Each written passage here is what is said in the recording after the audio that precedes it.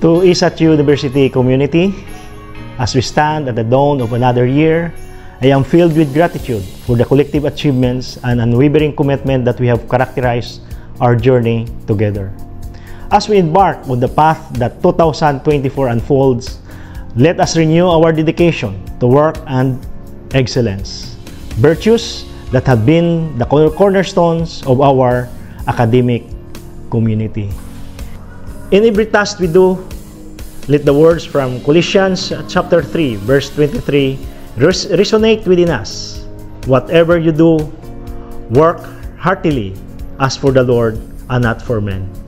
These words encapsulates the essence of our labor, a labor not solely for personal gain, but a labor of love and service, guided by a higher purpose. In every lecture delivered, every research pursued, and every interactions within our university, let us work with a wholehearted commitment that transcends mere professional obligations. Our pursuit of excellence should not be seen as a solitary endeavor, but a shared journey where each member of our community plays an integral role. Excellence is not a destination, but a continuous process. And as we step into the new year, let us collectively strive for a higher standards, innovation, and a spirit of continuous improvement.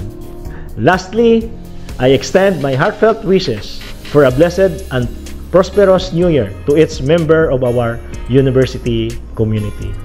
May 2024 be a year of our personal, professional, and collective growth, where our dedication to work and excellence transform challenges into opportunities and aspirations into achievements. Mabuhay ang ISAT U!